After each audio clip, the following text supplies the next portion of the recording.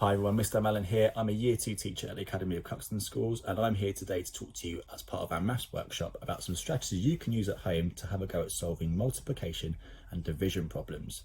Now, times tables we have a big drive on at Cuxton, so we use things like times table rockstars and numbots to help the children memorise those facts.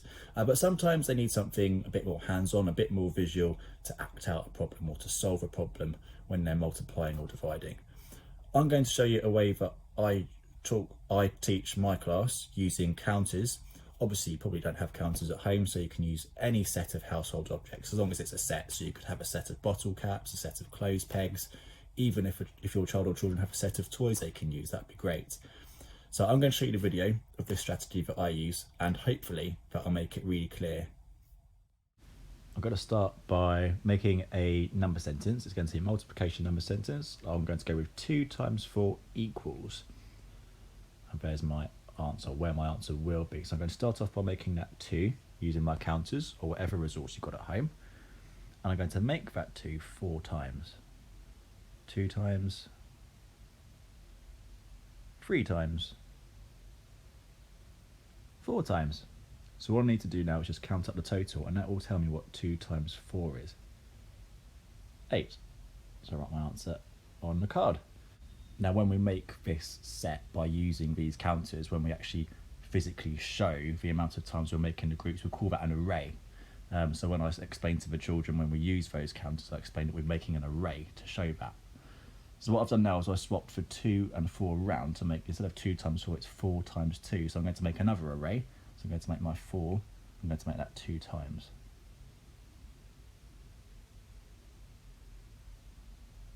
There we go. So although the amount is the same, hopefully the children can see actually the numbers are the same, the amounts are the same, but the array has changed because instead of groups of 2, we've now got groups of 4. So when we swap those numbers around and they give the same answer, we use a term in class called commutative. That comes up quite a lot in Year 2 and Year 3. So commutative just means when you swap the 2 numbers around in a number sentence that we're multiplying, it gives the same answer.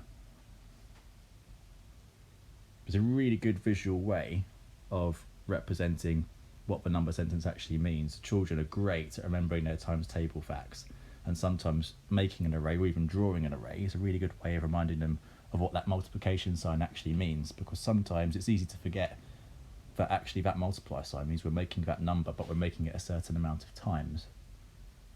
So in this case, I'm making that 6, but we're timesing it by 3. We're making that amount 3 times. And it also helps if you get bigger numbers as well. So if you're going to do something like 9 times 6, well, you need a lot of bottle caps or a lot of clothes pegs, but it's a good way of working out more tricky or more challenging multiplication problems as well. So 6 made 3 times, 6 times 3 would make 18. And again, if you wanted to, you could swap the numbers round. So you can make 3 times 6. So let's clear those counters out of the way.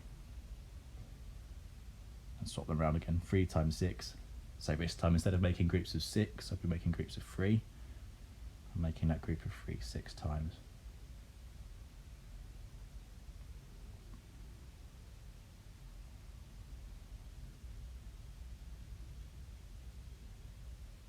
So that array is a really good representation of what that number sentence actually means. They can see, oh yeah, it's that 3, but we're making it 6 times. Then again, we just count them up, and the answer is going to be the same. It's going to be 18, so it's that commutative term again. It's where the 2 numbers are the same, but they've just swapped round, so the answer is going to be the same. You can use them for division as well. So what you can do is you can use your bottle caps or pegs, or if you've got counters, great, you can use those.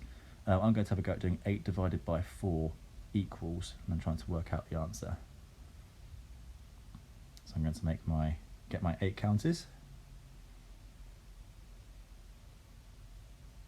And one way of working out division is just sharing them into the groups. So I'm going to share them into 4 groups. So 1 group, 2 groups, 3 groups, 4 groups. 1 group, 2 groups, 3 groups, 4 groups. And I'll just count how many I've got in one group, which is 2. That's my group. So my answer is obviously going to be 2. Again, it's a really good visual representation, a really good visual way of showing what division actually is, of putting things into groups or sharing them out one at a time. Let's go through another example. So 6 divided by 3 equals, so you'd make those 6 count. You get those 6 counters, divide it into 3 groups, share them out one at a time, and then look at how many are in each group.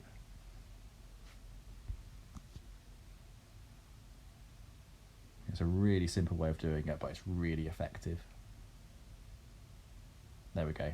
So I've got my 2 counters in one group, so obviously my answer is going to be 2. So there you have it. That's a handy resource you can use at home. It's really simple, but it's so effective, and it really helps the children to remember those strategies as well. You can even play around with the cards as well, so you could even turn that division into a multiplication if you wanted to. But there are so many things you can do with it, and it just really helps the children to make that link of multiplication to division and recognising the relationship between the two. So hopefully that will come in handy. So those are a few things that I do with my class to have a go at solving multiplication and division problems, and that's something hopefully that you might find useful at home if your child or children need a bit of extra challenge, or maybe are finding their multiplication or division pretty tricky. You can also find lots more resources for your child's maths work at this particular website, which I'm going to show you now. This is the website. It's called whiterosemaths.com. It's got so many resources.